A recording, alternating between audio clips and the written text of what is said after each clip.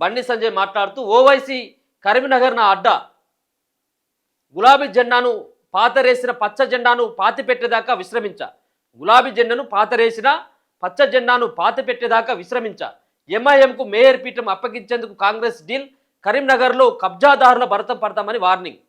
So నిన్న ఆయన ఓవైసీని టార్గెట్గా చేసి ఆయన మాట్లాడినటువంటి మాటలు కనపడతా ఉన్నాయి. కేంద్ర మంత్రి అయినటువంటి బండి కరీంనగర్ కార్పొరేషన్పై ఎగిరేది కాషాయ జెండేనని కేంద్ర హోంశాఖ సహాయ మంత్రి పేర్కొన్నారు.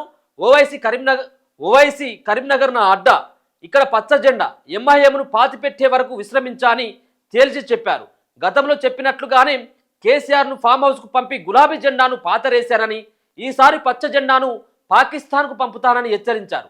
కరీంనగర్లో ఎంఐఎంకు మేయర్ సీటును అప్పగించేందుకు కాంగ్రెస్ లోపాయికారి ఒప్పందం చేసుకుందని ఆరోపించారు. అందుకే జగిత్యాల కరీంనగర్ వచ్చి ఎంఐఎం సత్తా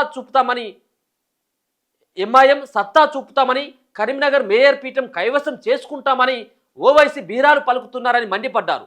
మున్సిపల్ ఎన్నికల ప్రచారంలో భాగంగా శనివారం కరీంనగర్లోని రాజస్థాన్ చౌరస్తా, లయోలా కాలేజీ, బుట్టి Rajaram colony, bank colony, Bhagat Singh విగ్రహం చౌరస్తా వద్ద కూడా ఒక స్ట్రీట్ కార్నర్ మీటింగ్స్లో బండి సంజయ్ మాట్లాడినట్లు, ముస్లిం మహిళలు పడుతున్న బాధలను తొలగించేందుకే మోదీ ప్రభుత్వం ట్రిపుల్ తలాక్ను రద్దు చేసిందని చెప్పారు.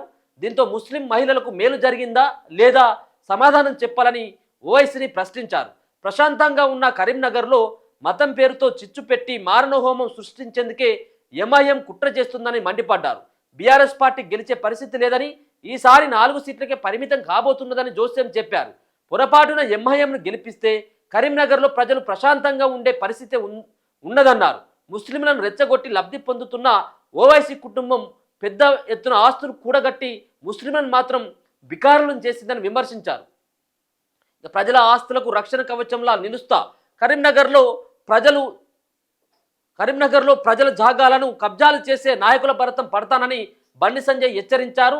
ప్రజల ఆస్తులకు రక్షణ కవచంగా నిలుస్తానని భరోసా ఇచ్చారు. బీఆర్ఎస్ పాలనలో కబ్జాలకు పాల్పడిన 9 మంది కార్పొరేట్లను అరెస్టు చేయించి బొక్కలో వేసిన విషయాన్ని ఆయన గుర్తు చేశారు. కేంద్రం నుంచి వరదల నిధులు వస్తున్నాయని, మేయర్ పీఠాన్ని అప్పగిస్తే మరింత అభివృద్ధి చేస్తానని హామీ ఇవ్వడం జరిగింది. గతంలో ఏదైతే పింక్ కలర్ జెండా అంటే బీఆర్ఎస్ని నేను పాతరేసిన, ఇప్పుడు పచ్చ జెండాను సైతం కూడా పాతరేస్తా, పచ్చ జెండాని పాకిస్తాన్కి పంపించేంత వరకు నేను విశ్రమించను, ఖచ్చితంగా ఇదంతా కూడా కాంగ్రెస్ పార్టీ అండ్ ఎంఐఎం ములాఖాత్ అయిపోయి మేయర్ పీఠాన్ని అప్పగించేందుకు రేవంత్ రెడ్డి అక్కడ అసదుద్దీన్ ఓవైసీతో ఒప్పందం చేసుకున్నాడు. ఇక్కడ మత విద్వేషాలను రెచ్చగొట్టేందుకు ముస్లింలు ఓవైసీ ప్రయత్నాలు చేస్తున్నాడు అన్నటువంటి అంశాలని నిన్న బండి ప్రస్తావించడం జరిగింది. పెద్ద ఎత్తున ఆస్తులను కూడా పెట్టుకున్నారు ఓవైసీ కుటుంబం, కానీ నిజమైనటువంటి ముస్లింలను సైతం మోసం చేస్తున్నారు, ముస్లింలని బికారులను చేస్తూ ఉన్నాడు. మోదీ తీసుకొచ్చినటువంటి ట్రిపుల్ తలాక్ అన్నటువంటి బిల్ ఏదైతే ఉందో దాన్ని తీసుకురావడం ద్వారా మహిళలకు చాలా మేలు జరిగింది అన్నటువంటి అంశాన్ని సైతం నిన్న ఆయన ప్రస్తావించడం జరిగింది. సరే, ఏదేమైనప్పుడు కూడా కరీంనగర్ అండ్ నిజామాబాద్లో కొంత బీజేపీ పార్టీ పై చేయగనైతే కనబడతా ఉన్నది. ఎందుకంటే బండి సంజయ్ అక్కడే కరీంనగర్లో తిష్టా వేయడం జరిగింది. ఇక నిజామాబాద్లో ధర్మపురి అరవింద్ లాంటి వాళ్ళు ఆడ తిరుగుతున్నారు కాబట్టి పెద్దగా 2 కార్పొరేషన్లలో ఖచ్చితంగా బీజేపీ రాష్ట్రంలో జరుగుతున్నటువంటి 7 కార్పొరేషన్ ఎన్నికల్లో ఈ 2 కార్పొరేషన్లు నిజామాబాద్ అండ్ కరీంనగర్లో ఈ 2 చోట్ల బీజేపీ కొంత పైచేయిగా కనపడతా ఉన్నది. మిగతా చోట్ల చూడాలి. ఇక్కడ 7 చోట్ల మొత్తం 10 కార్పొరేషన్లు ఉంటే 7 జరుగుతూ ఉన్నాయి. దాని తర్వాత 116 మున్సిపాలిటీలు ఏవైతే ఉన్నాయో 116 మున్సిపాలిటీలు ఏ పార్టీ ఏందనేది మనం 13వ తారీఖున చూడబోతా ఉన్నాం.